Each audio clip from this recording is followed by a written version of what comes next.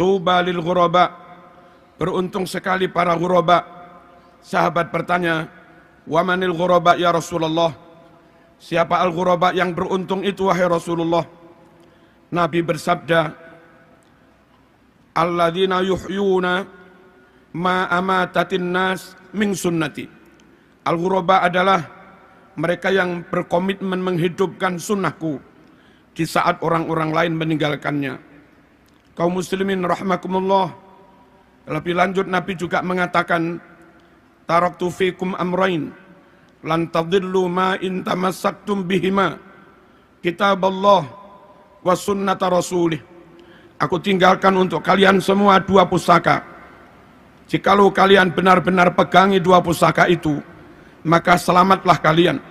Kalau tidak, maka celakalah kalian. Apa dua pusaka itu? Kitaballah wa sunnata rasulih, Al-Quran dan sunnah.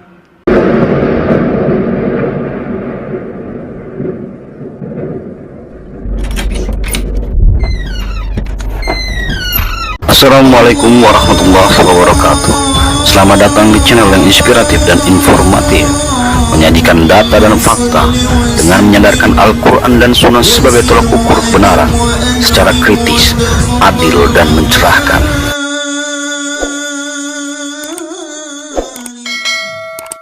Assalamualaikum warahmatullahi wabarakatuh. Alhamdulillah, sampai detik hari ini kita semua dikaruniai rahmat dan hidayah Allah, hingga kita sehat walafiat, bisa ketemu lagi tatap muka melalui angkasa. Alhamdulillah, berita-berita datang silih berganti. Inilah kehidupan Allah Azza wa Jalla yang membulak-balikkan hati manusia dari zaman para nabi sampai ke masa Rasulullah Sallallahu Alaihi Wasallam, di mana ketika itu Umar bin Khattab begitu memusuhi sunnah Rasulullah, pribadi Rasulullah yang mensiarkan Islam. Allah berkehendak lain. Doa Rasulullah untuk menjadikan Umar sebagai pahlawan Islam, pembela Islam, dikabulkan oleh Allah Azza wa Jalla. Umar masuk Islam. Itu kisah-kisah para zaman dahulu. Apakah di masa sekarang ini, yang awal-awalnya memusuhi sunnah Rasulullah, menyerang ulama-ulama salafi dengan sebutan-sebutan Wahabi, kemudian hatinya berbalik, mencintai Quran dan Sunnah? Apakah beliau sama dengan di zaman Rasulullah ketika bertaubat, mengikuti Rasulullah, mengikuti Sunnah Rasulullah, mendakwakan Islam berdasarkan Quran dan Sunnah? Wallahu a'lam bishawab. Hanya manusia-manusia yang diberi hidayah dan petunjuk dan nekat yang berani untuk dimusuhi oleh siapapun. Karena kalau kita ngikuti Quran dan Sunnah, itu resikonya besar sekali. Sahabat menjadi musuh, kawan menjadi lawan.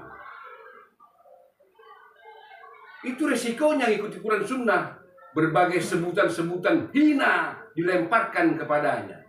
Disebutlah dia sebagai Wahabi, pemecah belah umat. Wahabi, teroris. Wahabi, pembunuh. Wahabi, menyebarkan darah, dan segala perkataan-perkataan buruk akan disematkan kepada dia. Beranikah? Memang perkataan-perkataannya mulia. Itu perkataan-perkataan yang beliau ucapkan, yang beliau sampaikan, murni perkataan Rasulullah. Hadis sahih Rasulullah Muhammad bin Abdullah bin Abdul Muthalib bin Hashim bin Abdul Manaf. Itu ucapan bukan ucapan-ucapan Wahabi, bukan ucapan Syekh Muhammad bin Abdul Wahab. Mampukah beliau menghadapi caci maki? Mampukah beliau, beranikah beliau menghadapi fitnah-fitnah keji sebagaimana yang dialami Rasulullah ketika itu? Kalau manusia yang mulia, yang komitmen istiqomah terhadap Quran dan Sunnah, Istiqomah menegakkan amar ma'ruf nahi munkar, perkataannya sama perbuatannya satu, sama. Contoh soal ulama poros Nabi yang kini telah pergi meninggalkan kita, almarhum Yazid bin Abdul Qadir Jawas. Dia menyampaikan hadis Nabi dan dia ikut melakukan apa substansi dari hadis tersebut. Dia laksanakan dengan istiqomah, walaupun dihina, dicerca, sampai beliau wafat, tetap menyampaikan Quran dan Sunnah. Mampukah kiai-kiai sekarang ini seperti almarhum ulama poros Nabi Yazid bin Abdul Qadir Jawas? Komitmen, istiqomah, tegar menghadapi berbagai gelombang fitnah, itu hanya Allah yang tahu. Untuk lebih baiknya, mari kita dengarkan ucapannya. Begitu mulia perkataan-perkataan, untaian-untaian hadis Nabi beliau sampaikan kepada umat. Subhanallah, itu perkataan yang paling benar setelah Al-Quran, perkataan Nabi. Tapi mampukah beliau istiqomah melakukan apa yang ada di hadis tersebut? Hanya Allah yang tahu.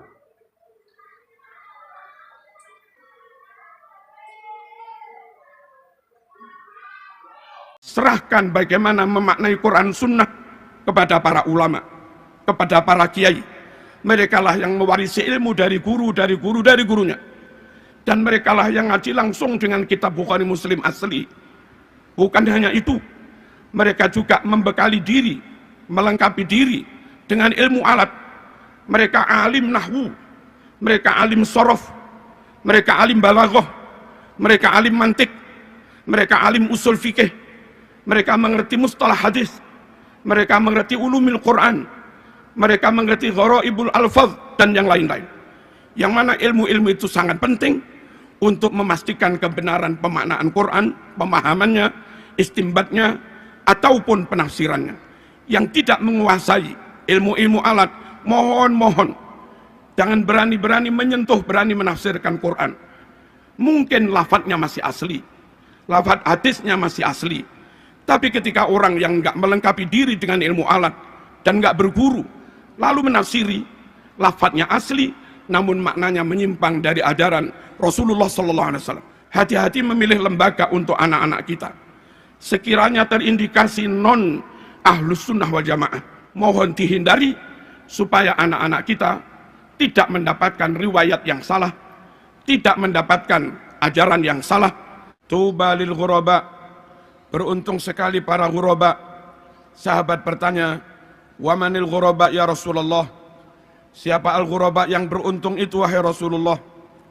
Nabi bersabda, alladzina yuhyuna ma amatatin nas min sunnati. Al-ghuraba adalah mereka yang berkomitmen menghidupkan sunnahku di saat orang-orang lain meninggalkannya. Kaum muslimin rahimakumullah. Lebih lanjut Nabi juga mengatakan, taraktu fikum amrain lan tadillu ma in tamassaktum bihima, kitaballah wa sunnata rasulih. Aku tinggalkan untuk kalian semua dua pusaka. Jikalau kalian benar-benar pegangi dua pusaka itu, maka selamatlah kalian.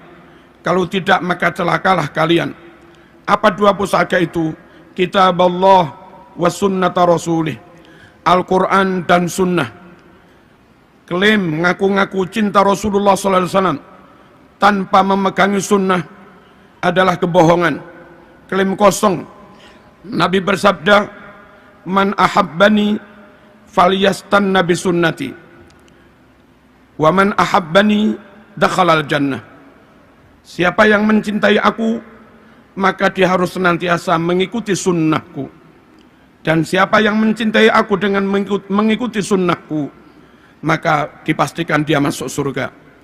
Kaum muslimin rahimakumullah, memegangi sunnah sangat penting, mengamalkan sunnah sangat penting, meyakini kebenaran sunnah sangat penting, menjaga sunnah untuk tidak dikurang-kurangi, menjaga sunnah untuk tidak dirubah-rubah, tentu sangat penting. Kalau mengurang-urangi itu khianat. Kaum muslimin rahimakumullah, bagaimana menjaga sunnah? supaya tetap utuh, ditambah tidak, dikurangi tidak, dirubah-rubah makna dan pemahamannya juga tidak. Jangan ikut golongan-golongan yang menyimpang dari Ahlus Sunnah wal Jamaah. Ada golongan yang hanya mencintai Ahlul Bait, yang hanya percaya kepada Ahlul Bait, yang hanya menerima hadis riwayat Ahlul Bait. Golongan seperti ini, kalaupun di Sahih Bukhari ada ratusan bahkan ribuan hadis sahih, kalau di Sahih Muslim ada ratusan bahkan ribuan hadis sahih, namun hadis itu riwayat dari sanad sahabat, maka mereka pun menolaknya.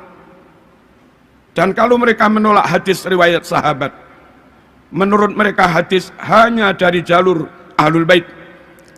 Berapa ribu sunnah Rasul yang mereka tolak. Sikap seperti ini tidak menjaga keutuhan sunnah.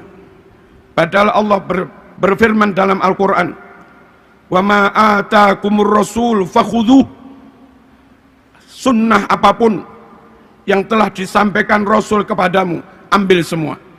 Sikap seperti di atas tersebut menyalahi Al-Quran yang memerintahkan supaya ambil seluruh sunnah. Mari kita jaga sunnah, jangan dikurang-kurang, jangan dirubah-rubah.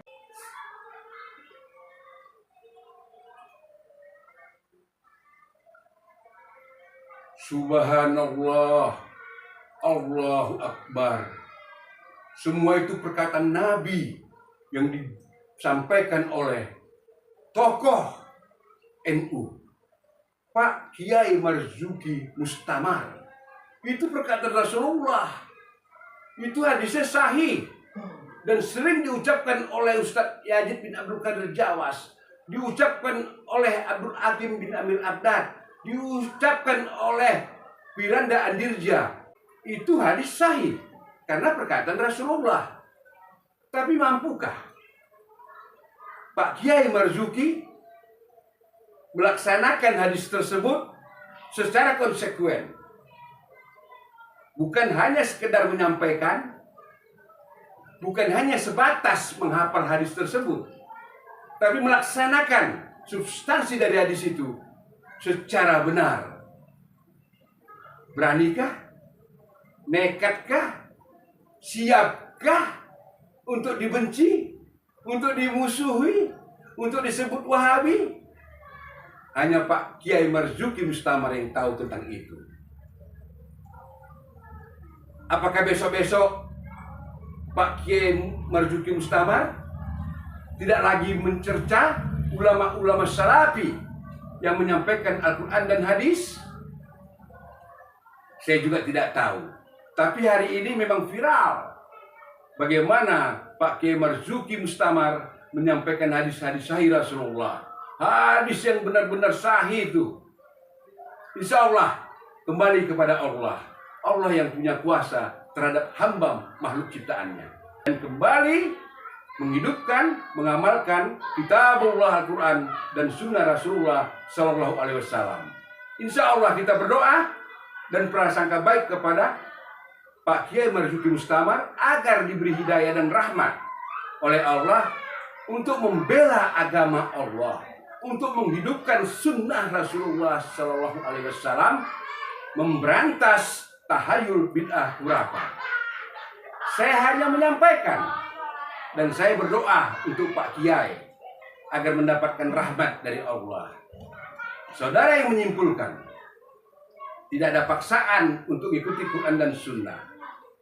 Tapi betapa bodohnya kalian, betapa dunguknya kalian, begitu matinya akal kalian, begitu matinya hati-hati kalian mengucapkan Wahabi kepada orang-orang yang menyampaikan Quran dan Sunnah. Berpikirlah saudaraku seiman seislam, sebab lisanmu, ucapan perkataanmu akan kau pertanggungjawabkan kelak di yaumil mahsyar. Siapa saja menyampaikan Quran, menyampaikan hadis tersebut Wahabi, Wahaboy. Gunakan akal kalian dan pikirlah kematian itu datangnya tiba-tiba. Kalau kalian mati belum bertaubat, masih memfitnah, mencaci maki manusia-manusia mulia karena bertakwa, mengikuti Quran dan Sunnah, kalian sebuah boy. Bahaya kalian kelak di yaumil mahsyar. Bahaya kalian kelak di alam kubur. Insya Allah kita semua ini hamba Allah. Sami'na wa ta'na kepada Quran dan hadis. Jangan lagi kalian berkata kepada manusia-manusia yang bertakwa kepada Allah, menyampaikan Quran dan Sunnah, disebut berbagai kata-kata yang tidak layak untuk diucapkan. Kami sesungguhnya bukan pengikut Wahabi, bukan pengikut Wahaboy, tapi kami pengikut Allah dan Rasulnya serta para sahabat dan tabi'in dan tabi'ut tabi'in. Paham? Ini saya langsung bicara. Tapi karena kalian sebut kami Wahabi, kami berpikir antena kalian terlalu pendek. Jadi kami harus maklum. Kalau itu memang mau kalian, ya kami ladeni. Kalaupun kami Wahabi, memangnya kenapa? Tapi kalau disebut Syiah, Khawarij, Mu'tazilah, itu baru suatu perkataan yang buruk, perkataan yang tercela. Insya Allah, Allah yang Maha Kuasa, Allah yang bolak-balikkan hati manusia. Saya hanya sebatas mengingatkan kalian saudaraku seiman seislam. Bukan aku benci kepada kalian. Justru karena rasa sayangku lah, maka aku berdiri di sini bicara mengingatkan kepada kalian, ikuti Quran dan Sunnah, ikuti ulama salafi. Wassalamualaikum warahmatullahi wabarakatuh. Alhamdulillahi Rabbil Alamin.